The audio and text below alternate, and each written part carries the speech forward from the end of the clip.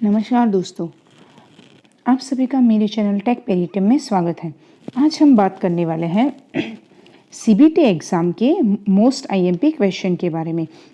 ये क्वेश्चन उन बच्चों के लिए हैं कि जो इलेक्ट्रीशियन और वायरमैन ट्रेड में पढ़ते हैं। आज हम मॉड्यूल 2 के बारे में बात करने वाले हैं। मैंने अपने अगले वीडियो में मॉड्यूल 1 के बारे में बताया था। अगर आपने वो वीडियो नहीं देखा है तो पहले आप वो मॉड्यूल 1 वाला वीडियो देख लेना, उसके बाद ये मॉड्यूल 2 का वीडियो देखना, जिससे आपको पता चलेगा कि कौन से क्वेश्चन आगे हो गए हैं। ओके, तो चलिए अपना वीडियो स्टार्ट करते हैं। फर्स्ट क्वेश्चन है हमारा, इस गेज का उपयोग कहाँ होता है। मतलब ये गेज दो प्रकार के होते हैं। कितने प्रकार के होते हैं? दो प्रकार के गेज होते हैं। एक तो आउटर गेज और दूसरा इनर गेज होता है।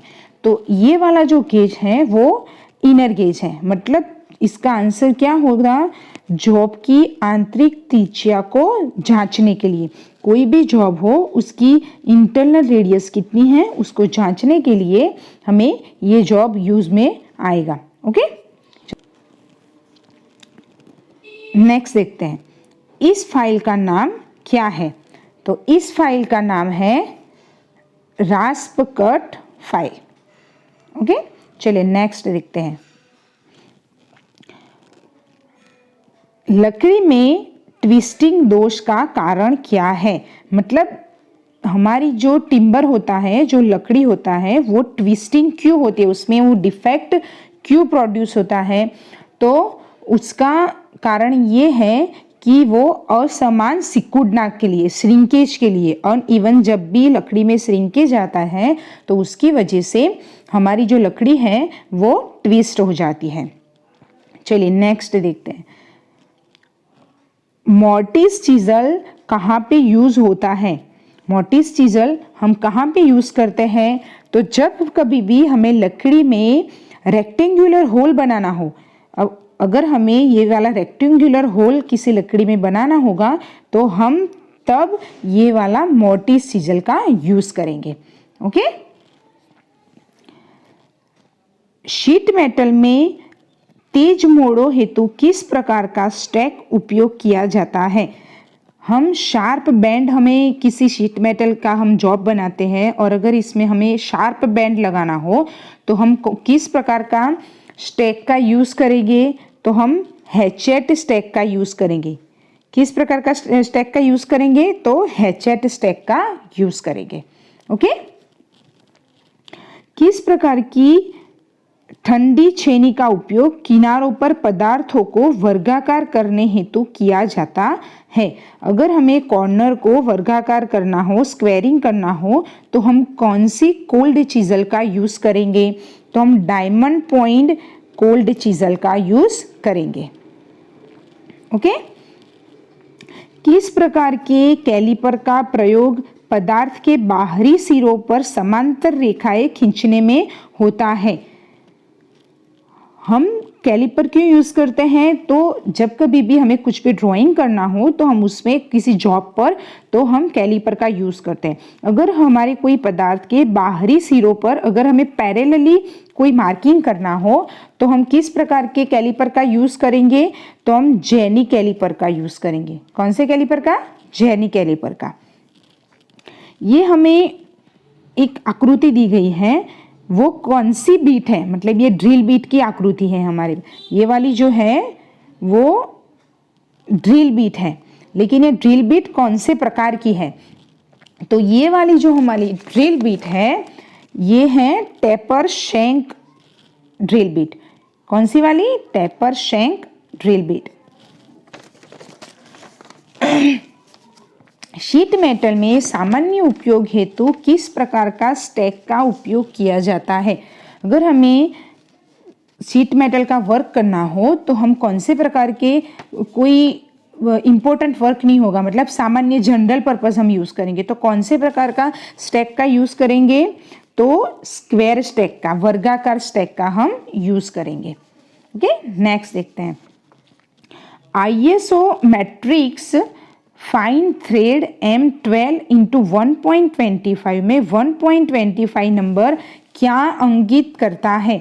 मतलब ये वाला हमें M1 M12 इंटू 1.25 दिया गया है। इसमें 1.25 क्या दिखाता है?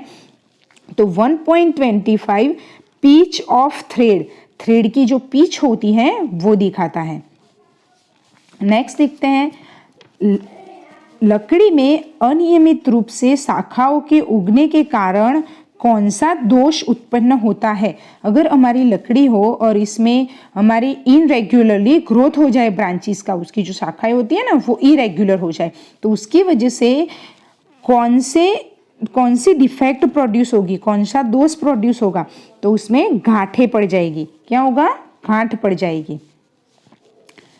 नेक्स्ट देखते हैं, एक टेनन आरी के कुंद दांतों को तेज करने के लिए किस फाइल का उपयोग किया जाता है?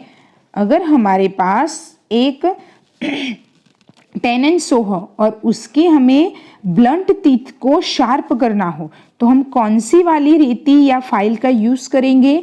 तो हम ट्रायंगुलर फाइल का यूज करेंगे। हम ट्रायंगुलर फाइल को यूज करके उसके जो ब्लंट टीथ होते हैं उसको हम शार्प कर सकते हैं। ओके, नेक्स्ट, ये हमें एक फाइल दिखाई गई है, ये हमारी एक फाइल है, उसमें ये एरो दिखाया है, उसको एक्स बोला है। तो ये वाला जो एरो है वो क्या दिखाता है? ये क्वेश्चन में ये बोला गया है कि एक्स से अंकित रेती के भाग का नाम बताइए। उसका नाम क्या है? तो उसको बोलते हैं हिल। क्या बोलते हैं? हिल। इस औजार का नाम क्या है? ये हमें आकृति दी गई है और पूछा गया है कि इस औजार का नाम क्या है? तो इस औजार का नाम है जेनी कैलिपर। नेक्स्ट है, छेनी में एक्स द्वारा प्रदर्शित कोण का नाम क्या है? ये हमें एक चिजल दिया गया है और चिजल में ये बीच में एक एंगल दिखाया गया है, तो ये एंगल का नाम क्या है? तो उसका नाम है पॉइंट कोण। क्या होगा? पॉइंट कोण। नेक्स्ट, फर्मर छेनी का उपयोग कहाँ होता है? मतलब हम फर्मर छेनी कहाँ पे यूज करते हैं? तो हम फर्मर छेनी बेसिकली जनरल चीजलिंग वर्क, हमें कोई भी जगह पे कोई टिम्बर को छीलना हो और उसकी चीजलिंग करनी हो तो वहाँ पे हम फर्मर चीजल को यूज करते हैं। किस प्रकार का अर्धलेप जोड़ प्रयोग किया जाता है जब जॉब का एक भाग सिरों के अंत से कुछ दूरी से मिलता है? तो किस प्रकार का जॉइंट यूज किया जाता है? तो इसका आंसर आएगा मिडल लैप जॉइंट। क्या आएगा इसका answer? Middle lap joint. Okay, चलो नेक्स्ट देखते हैं। 90 मोड़ और अंदर से निकलते हुए किनारों के साथ धातु ट्रे बनाने के लिए किस प्रकार के नॉच का उपयोग किया जाता है? अगर हमें 90 बेंड और अंदर की साइड में हमें फ्लैंक करना हो तो और वो मेटल के ट्रे हो तो हम कौन से नॉच का यूज करेंगे? तो हमारा आंसर हो जाएगा वी नॉच। कौन सा? हमारा आंसर ए हो जाएगा, वी नॉच। शीट मेटल कार्य में हेम फोल्डिंग का क्या उद्देश्य है? अगर हम शीट मेटल का कोई जॉब बनाते हैं तो उसमें हेम फोल्डिंग करते हैं, तो हेम फोल्डिंग का कार्य क्या है? हम हेम फोल्डिंग क्यों करते हैं? तो शीट मेटल को डैमेज से बचाने के लिए। उसका आंसर हो जाएगा डी, शीट मेटल को डैमेज से बचाने के लिए। नेक्स्ट क्वेश्चन है, लकड़ी में कौन सा दोष इसकी शक्ति को कम करता है? जब कभी भी कोई टिम्बर में कोई डिफेक्ट आती है तो उसकी स्ट्रेंथ को वो कम करता है। तो कौन सा जो दोष है कि जो लकड़ी की स्ट्रेंथ को कम करता है? तो उसकी इरेगुलरिटी। क्या? डी आंसर हो जाएगा इसका, इरेगुलरिटी। ये हमें एक फिगर दी गई है, एक हैमर दी गई है, ये वाली। इस हथेड़ों का नाम क्या है? मतलब इस हैमर का नाम क्या है? तो इस हैमर का नाम है क्लो हथौड़ा, मतलब क्लो हैमर। गलत सीजनिंग के कारण लकड़ी में कौन सा दोष उत्पन्न होता है? अगर सीजनिंग उसकी गलत हो जाए लकड़ी में, जब भी सीजनिंग करते हो और उसमें सीजनिंग गलत हो जाए तो उसमें कौन सा दोष प्रोड्यूस होता है, उसमें कौन सी डिफेक्ट होती है? तो उसमें कपिंग हो जाता है। क्या होता है? कपिंग। शीट के सिरों को मोड़ने हेतु किस प्रकार की नोच का प्रयोग किया जाता है? अगर हमें कोई शीट मेटल हो और उसकी शीट को हमें उसकी एजिस को मोड़ना हो, उसको बेंड करना हो, तो हम कौन से प्रकार का नोच का यूज करेंगे?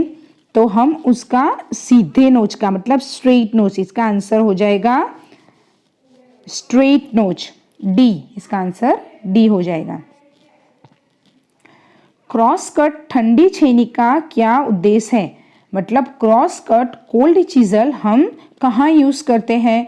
तो इसका यूज करते हम कटिंग कीवेज के लिए, कीवेज को काटने के लिए। इसका आंसर ए हो जाएगा।